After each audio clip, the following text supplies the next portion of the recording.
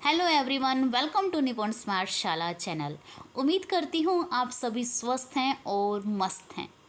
आज की ये वीडियो हमारी डेडिकेटेड है सभी सीआरसीज़ को, क्योंकि अब सीआरसीज़ को भी एफएलएन क्लासेस की विज़िट करनी होगी। तो क्या विज़िट करनी है, कितनी करनी है, तो उन्हें हर महीने 4 विज़िट करनी होंगी। हर हफ्ते एक विज़िट कंपलसरी है। हफ्ते में सिर्फ एक ही विज़िट उन्हें करनी होगी। तो उस विज़िट के दौरान क्या करना है, कैसे करना है, वो सब इस वीडियो में बताया गया है। तो ये सब कुछ जानने के लिए वीडियो को शुरू से लेकर आखिर तक पूरा ज़रूर देखें। और वीडियो शुरू करते हैं अभी। और वीडियो शुरू करने से पहले प्लीज़, अगर आप चैनल पर नए हैं तो सभी रिस्पेक्टेड सीआरसी जो वीडियो को देख रहे हैं उन सबसे रिक्वेस्ट है, प्लीज़ चैनल को सब्सक्राइब ज़रूर करें और साथ में बेल आइकन दबा लीजिएगा, ताकि आपको हर एक वीडियो का नोटिफिकेशन टाइम टू टाइम मिल जाए। क्योंकि इस पर हम एफएलएन से रिलेटेड और विभाग से जारी किए गए सभी लेटर्स को इस पर शेयर करते रहते हैं। और टाइमली सभी अपडेट्स इस ऐप के इस प्लेटफॉर्म पर आपको मिल जाते हैं, जो कि बहुत ही सरल भाषा में होते हैं। तो आइए शुरू करते हैं हम अपनी आज की ये वीडियो। हाँ जी, तो ये है क्लासरूम ऑब्जर्वेशन प्लान, जिसमें आपको बताया है कि आपको स्टेप बाय स्टेप क्या करना है। इसमें सबसे पहले है प्रिपरेशन। इसमें आपको फोकस करना है एरिया ऑफ ऑब्जर्वेशन पर। उसके बाद आपका इंट्रोडक्शन सेक्शन रहेगा। आपको समझना होगा क्लास का लेवल, टॉपिक्स क्या कवर कराया जा रहा है क्लास में। 2 से 5 मिनट का ये टाइम लेकर आपको ये करना होगा। उसके बाद है ऑब्जर्वेशन। ऑब्जर्वेशन में रहेगा how the teacher is teaching, teacher कैसे पढ़ा रहा है, उसकी ऑब्जर्वेशन आपको करनी होगी, जो कि आप 15 से 20 मिनट के लिए करेंगे। उसके बाद है स्पोर्ट असेसमेंट। इसमें आप रेंडमली 5 बच्चों को चूज़ करेंगे। आपकी इच्छा हो आप ज़्यादा कर लीजिए, पर कम से कम 5 तो ज़रूर करें। 5 से 10 मिनट लगाकर आप उनका असेसमेंट करें। उसके बाद चेकिंग करनी है आपको। Inspect the uses of workbook, teacher guide, TLM kits. क्या क्लासरूम में वर्कबुक पे काम कराया जा रहा है, टीचर गाइड का प्रयोग हो रहा है, टीएलएम टीचिंग लर्निंग मटेरियल का प्रयोग हो रहा है, क्लास प्रिंट रिच है या नहीं। ऐसी चीज़ें आपको चेक करनी है, ऑब्ज़र्व करनी है 5 से 10 मिनट। उसके बाद है फीडबैक। जो भी आप ऑब्ज़र्व करेंगे उसके बाद चेक करेंगे, उन सब के बाद आप क्या फीडबैक दे रहे हैं उस क्लास के टीचर को और उस स्कूल के हेडमास्टर को, जो कि 15 से 20 मिनट का समय लेकर आपको करना है। ये समय वेरी कर सकता है आपके अनुसार, उस टीचर के अनुसार, उस हेडमास्टर के अनुसार। ठीक है, अब आगे देखते हैं डिटेल में कि करना क्या होगा हर स्टेप पर हमें। सबसे पहले है प्रिपरेशन। तो प्रिपरेशन सेक्शन में क्या रहेगा, keep the observation form open और understand the focus area of observation. आपको एक गूगल फॉर्म मिल गया होगा जो आपको भरना होगा। उस गूगल फॉर्म में क्या क्या दिया गया है वो हम आखिर में डिस्कस कर लेंगे। वो आपको ओपन करना है और आपको समझना होगा उसके अंदर क्या क्या पॉइंट्स दे रखे हैं, जिसके ऊपर आपको अपनी ऑब्जर्वेशन को फोकस करना होगा। ठीक है, इसके बाद इंट्रोडक्शन, 2 से 5 मिनट का एक छोटा सा इंट्रोडक्शन होगा। इसमें क्या रहेगा, आप टीचर से जैसे क्लासरूम में जाएंगे तो टीचर से थोड़ी सी बातचीत तो करेंगे आप। तो उसमें क्या है, get to know the teachers name and share your purpose of visit. आप उन्हें बता दीजिएगा, आप जानते हैं अच्छी बात है, नहीं तो आप उन्हें बता दीजिएगा। Then ask the teacher about the grades being taught in that classroom and the topic या competency to be taught during your visit। आप टीचर से पूछें कि ये कौन सी क्लास है। दूसरा, आप उसको पूछें कि कौन सा टॉपिक या कॉम्पिटेंसी आप बच्चों को करा रही हैं। उसके बाद ask the teacher to start the class normally and take a seat at the back. उसके बाद आप टीचर से कहें कि प्लीज़ आप अपनी क्लास को कंटिन्यू कीजिए और आप पीछे जाकर बैठ जाइए। इसके बाद ऑब्जर्वेशन करनी है आपको 15 से 20 मिनट। उसमें क्या रहेगा, open the observation form and glance through the area of observation. आप अपने गूगल फॉर्म जो आपको फिल करना है एक बार उसको ओपन कर लीजिए और उसके सारे पॉइंट्स को देख लीजिए, मुझे किस किस चीज़ पे फोकस करना है। ठीक है, इसके बाद ऑब्जर्वेशन स्टार्ट होती हैं। Start observing the teachers on the following parameters and fill in the form. आपको जो जब भी कुछ पॉइंट्स दिए गए हैं, पैरामीटर्स हैं, जिसके ऊपर आपको ऑब्जर्वेशन करनी है और आपको अपने उस ऑब्जर्वेशन फॉर्म में भरना होगा। तो क्या है, usage of lesson plan from teacher guide, क्या वो टीचर गाइड से लेसन प्लान का प्रयोग कर रहा है। Second, work on student workbook, क्या बच्चों की वर्कबुक पे काम हो रहा है।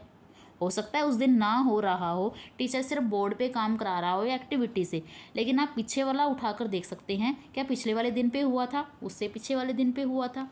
उसके बाद है work with struggling student, classroom में हमारे अलग अलग तरह के बच्चे होते हैं, तो क्लासरूम में उन्होंने ग्रुपिंग कर रखी होती है बच्चों की, तो आपको ये देखना है कि जो बच्चे कमज़ोर हैं टीचर उनके लिए क्या काम कर रहे हैं। उसके बाद है एंगेजमेंट ऑफ स्टूडेंट, जब टीचर पढ़ा रहा है तो बच्चों का कैसा एंगेजमेंट है, बच्चों का क्या रिस्पॉन्स है, क्या टीचर जब उनसे डील कर रहा है, क्वेश्चनिंग कर रहा है, क्या बच्चों के जवाब आ रहे हैं। ऐसी आपको वो एंगेजमेंट देखनी है टीचर्स के साथ बच्चों की और बच्चों के साथ टीचर की। उसके बाद है print richness of the classroom, आप जब पीछे बैठ के ऑब्जर्व कर रहे होंगे तो आप उस क्लास को आराम से ऑब्जर्व कर सकते हैं, उसकी चार दीवारी को ऑब्जर्व कर सकते हैं, उसके बोर्ड को, उसके दरवाज़ों को, खिड़कियों को, क्या प्रॉपरली वो अरेंज हैं, प्रिंट रिच हैं। प्रिंट रिच में चार्ट्स आ सकते हैं, आपके छोटी छोटी एक्टिविटी, कई टीचर्स ने इमोजीज बना के लगा रखे हैं, अलग अलग तरह की डिज़ाइनिंग की हुई हैं, दीवारों पर बोर्ड पे लेबलिंग कर रखी हैं कि ये फ़ैन है, ये अलमीरा है, ये बोर्ड है, ये चौक है, ये डस्टर है, इस तरीके की ये सारी चीज़ें प्रिंट रिच के अंदर आ जाती हैं। उसके बाद यूजेस ऑफ टीएलएम, टीएलएम का प्रयोग यानी कि टीचिंग लर्निंग मटेरियल का, तो इसमें वो सारी चीज़ें, चार्ट्स आ गया, वर्क बुक्स आ गई, हेल्पिंग बुक्स आ गई हैं, रीडिंग कॉर्नर्स आ गया है, और विभाग ने बहुत अलग अलग तरह की इनको किट्स दे रखी हैं पढ़ाने के लिए, इंग्लिश की हैं, मैथ्स की हैं, हिंदी को लेकर भी हैं कुछ, तो क्या टीचर उनका प्रयोग कर रहा है। हो सकता है कि उस दिन ना कराओ जिस दिन आप कर रहे हो, उससे पहले कर रहा हो, बच्चों से पूछ सकते हैं आप, वहाँ रखी होंगी। वैसे सभी प्राइमरी सेक्शन में टीएलएम्स जो हैं वो उनकी क्लासरूम में रखी हुई मिलती हैं आपको, क्योंकि एबीआरसी ने सबको इंस्ट्रक्ट कर रखा है कि भाई टीएलएम को आप क्लासरूम में रखेंगे, ओपन करके रखेंगे, उनका यूज़ करेंगे, तो आपको पता लग जाएगा कि क्या टीचर उनका यूज़ कर रहा है या नहीं कर रहा है। बाकी आप बच्चे से भी पूछ सकती हैं। ये था आपका ऑब्जर्वेशन का कॉलम। उसके बाद है स्पोर्ट असेसमेंट। स्पोर्ट असेसमेंट में आपको 5 से 10 मिनट बच्चों का असेसमेंट करना है। ये 5 से 10 मिनट मुझे लगता है कि थोड़ा सा टाइम कम दिया है, ज़्यादा टाइम लग ही जाता है। इसमें आपको रैंडमली उस क्लास से 5 बच्चों को उठाना है एक एक करके, और जो टीचर ने कराया है आप उसमें से पूछ सकते हैं, या जो बच्चे ने कल किया था, परसों किया था, 1 या 2-3 दिन के गैप से जो भी करा रखा है, आप उसमें से बच्चे से क्वेश्चनिंग कर सकते हैं। आप चाहें तो आपने जो क्लासरूम में ऑब्जर्व किया आप उसके ऊपर क्वेश्चनिंग कर सकते हैं। इस तरीके से कुछ करके आप बच्चे का असेसमेंट उसको करा सकते हैं। उसके बाद है मैनुअल चेकिंग, 5 से 10 मिनट तक आप 5 से 10 मिनट तक चेक करेंगे। क्या चेक करेंगे? Check workbook of any 5 student for regular work. 5 बच्चों की वर्कबुक चेक करें, आपके ऊपर है कि 5 की करनी है, पूरी क्लास की करनी है, it's all up to you. See if work is being done regularly, ये देखें कि क्या काम रेगुलरली हो रहा है। See if the workbook is being checked by the teacher, अगर काम रोज़ की रोज़ हो रखा है तो ये देखें कि टीचर रोज़ चेक कर रहा है।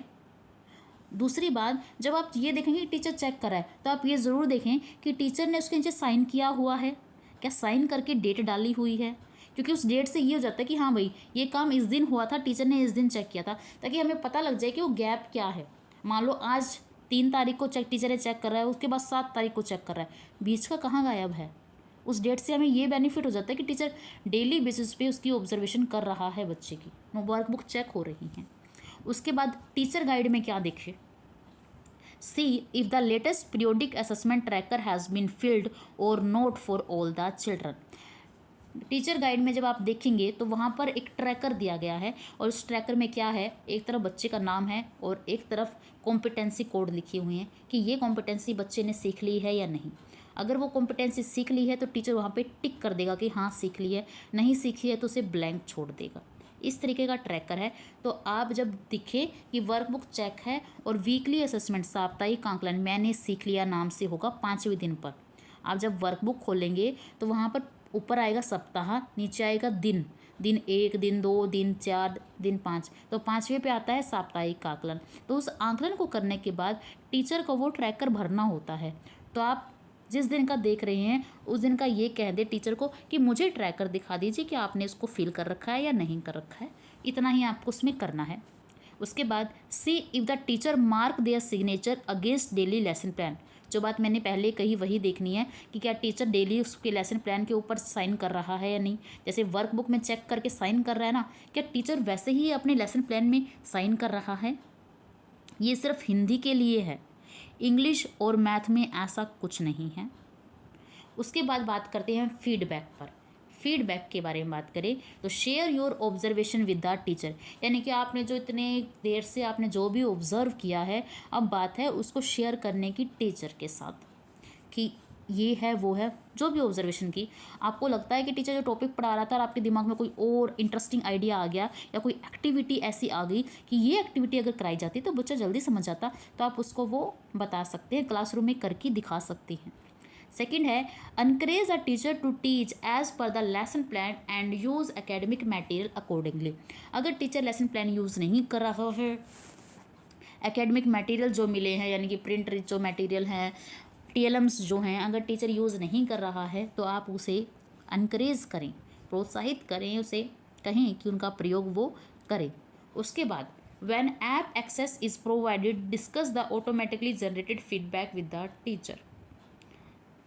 अभी आपके पास ऐप नहीं है तो आप जो भी आपका फीडबैक टीचर को आपने दिया है उसे आप अपने स्कूल के जो विजिटिंग रजिस्टर होगा वहाँ का, उसमें ज़रूर नोट कर दें। और मैं ये कहूँगी जब भी आप क्लासरूम ऑब्ज़र्व करें एज एन ABRC, मैं आपको ये सजेस्ट करूँगी कि जब भी आप वो क्लासरूम ऑब्ज़र्व कर रहे हैं आप विजिटिंग रजिस्टर साथ में लेकर बैठे और जो जो ऑब्ज़र्व करते जाएं वो उसमें नोट करते रहें। क्योंकि हो सकता है जब आप स्कूल हेड से या किसी से डिस्कशन करते हैं तो कुछ चीज़ें स्किप हो जाती हैं, लेकिन आप साथ में विजिटिंग रजिस्टर रखेंगे तो वो चीज़ें आपके दिमाग से स्किप नहीं होंगी और आप टू द पॉइंट बात कर पाएंगे।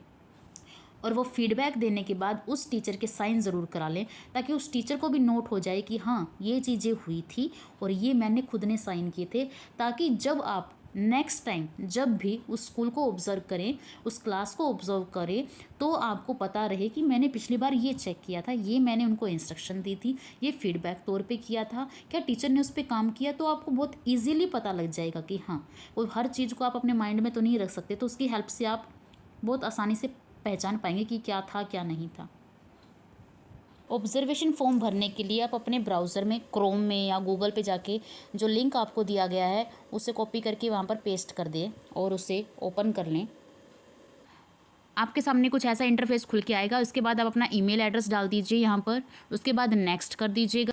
ईमेल एड्रेस के बाद आप अपना नाम डाल दीजिएगा। उसके बाद आप अपना डेजिग्नेशन सिलेक्ट करें CRC। उसके बाद डेट ऑफ मॉनिटरिंग सिलेक्ट करें। उसके बाद अपना डिस्ट्रिक्ट, फिर अपना ब्लॉक सिलेक्ट करें।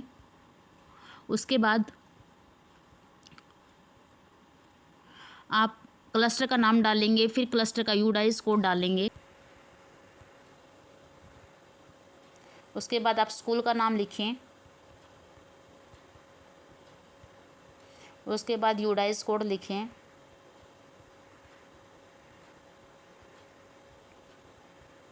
और उसके बाद नेक्स्ट कर दें। नेक्स्ट करने के बाद कौन सी कक्षा का अवलोकन किया गया है, अब मैं दूसरी कक्षा कर रही हूँ तो मैं दूसरी का डाल दूँगी। उसके बाद जिस कक्षा का अवलोकन किया गया है उसके अध्यापक का नाम डालें। उसके बाद जिस कक्षा का शैक्षणिक अवलोकन किया जा रहा है उसके अध्यापक या अध्यापिका की एम्प्लॉय ID, तो आप ये एम्प्लॉय ID, उस टीचर का नाम, वो क्लास, ये आप जब आपका इंट्रोडक्शन सेक्शन होगा आप उस दौरान ये चीज़ें पूछ लीजिएगा। उसके बाद कक्षा शिक्षक ने निपुण हरियाणा स्तर पर 6 दिवसीय प्रशिक्षण प्राप्त किए हैं, हाँ या ना, ये बताना है। तो जितने भी टीचर्स हैं उन सब का 6 दिन का ट्रेनिंग सेशन कंप्लीट हो चुका है, बाकी आप एक बार उनसे पूछ लीजिएगा। उसके बाद किस विषय के लिए अवलोकन किया गया है, तो वो आपको देखना है कि आपने हिंदी सब्जेक्ट चुना था या फिर गणित चुना था। और उसके बाद नेक्स्ट कर दें। उसके बाद ये पूछ रहा है क्या बच्चों के बैठने की व्यवस्था गतिविधि के अनुसार थी, यानी कि यू आकार में, जोड़ों में, समूहों में, कुछ इस तरीके की थी, तो आप उसके अकॉर्डिंग हाँ या ना करेंगे। फिर कहता है कक्षा में शिक्षक द्वारा शिक्षक सदस्यता के उपयोग की स्थिति क्या थी।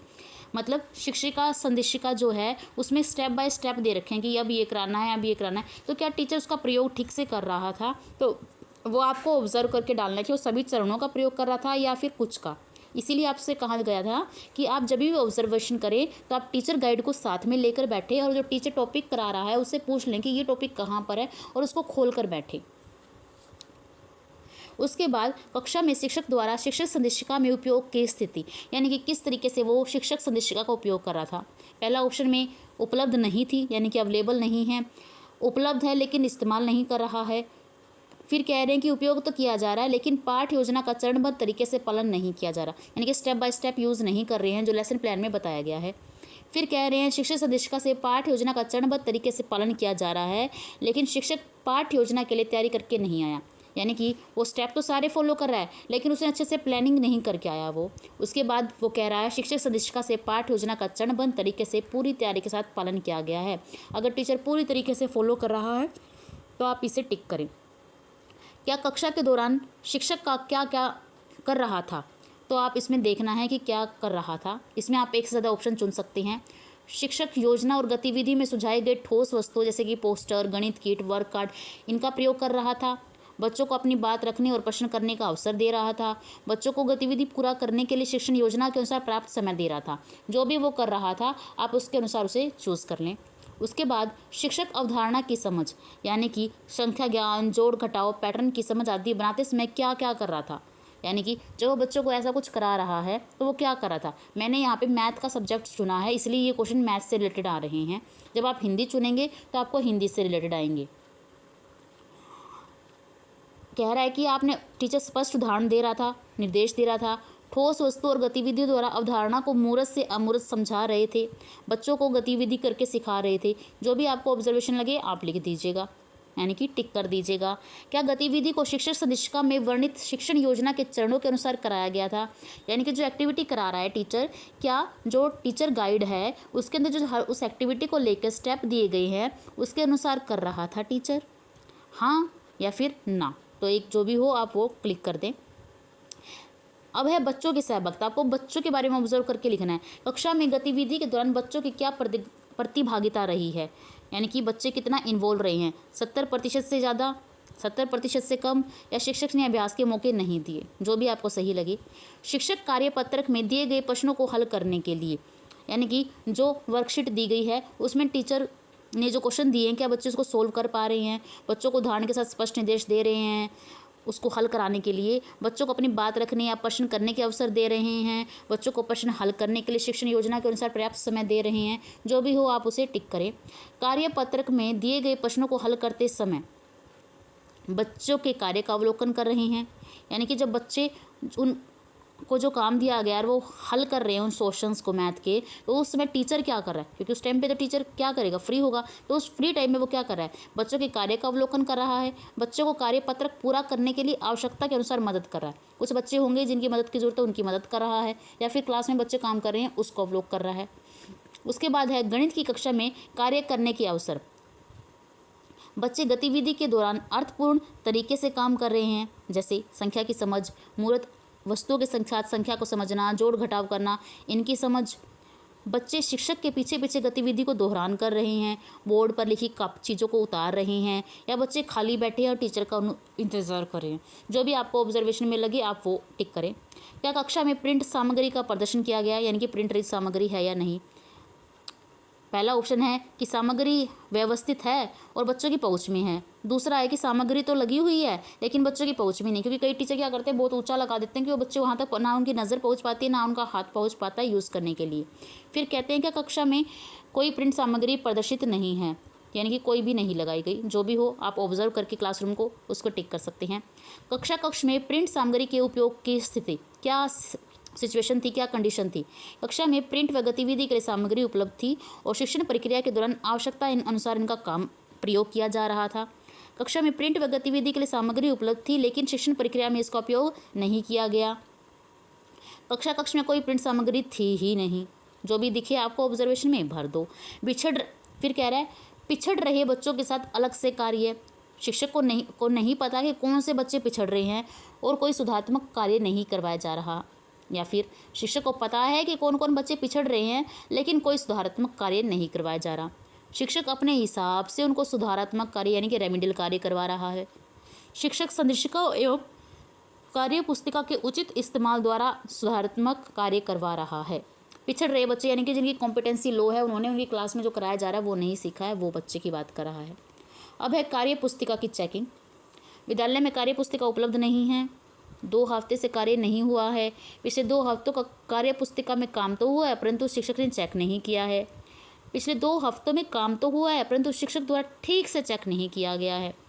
पिछले 2 हफ्तों का कार्य तो हुआ है लेकिन शिक्षक द्वारा ठीक से चेक भी किया गया है। तो जो भी हो, आप वो वर्कबुक को ऑब्जर्व करके आप पता लगा सकते हैं और अपना ऑप्शन चुन सकते हैं।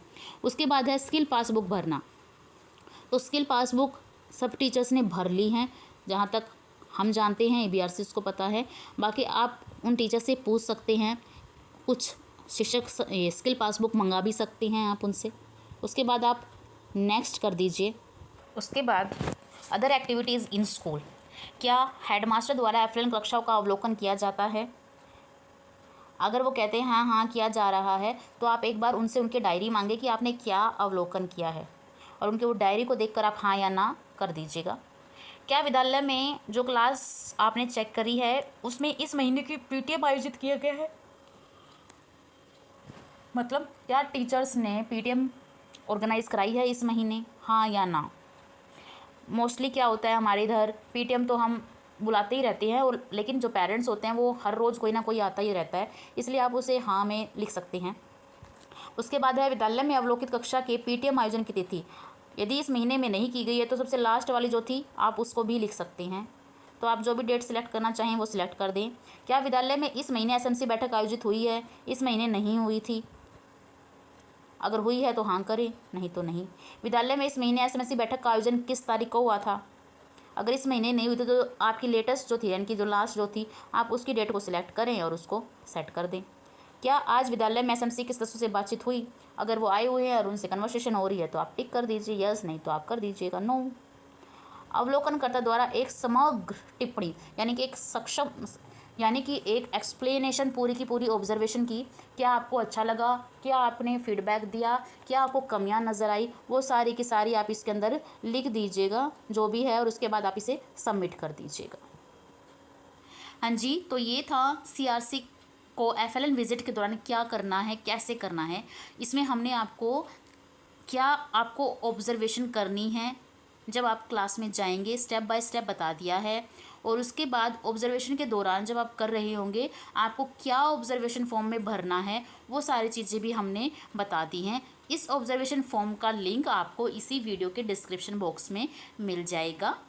उम्मीद करती हूँ सभी रिस्पेक्टेड CRC से कि आपको ये वीडियो पसंद आई हो और आपको समझ में आ गया होगा कि एक्चुअल में आपको क्या करना है। अगर फिर भी आपको कोई क्वेश्चन है, कोई डाउट है, तो प्लीज़ आप कमेंट बॉक्स में लिखें, हम आपका जवाब ज़रूर देंगे। और प्लीज़ अगर चैनल पर नए हैं तो इसे सब्सक्राइब कर लीजिए, साथ में बेल आइकन ज़रूर दबा लीजिएगा ताकि आपको हर एक वीडियो का नोटिफिकेशन मिल जाए। क्योंकि इसके ऊपर ना हम सिर्फ निपुण या FLN से रिलेटेड नोटिस डालते हैं, बल्कि जो भी विभाग द्वारा लेटेस्ट इन्फॉर्मेशन दी जाती है उसके सभी चीज़ों को हम यहाँ पर अपडेट कर देते हैं। एक सरल भाषा में वीडियो के थ्रू सब चीज़ें अवेलेबल हो जाती हैं। तो प्लीज़ अपने उन साथियों के साथ ज़रूर शेयर करें जो आप ही की तरह एक CRC हैं और उन्हें इस वीडियो की और इस जानकारी की ज़रूरत है। Thank you for watching the video.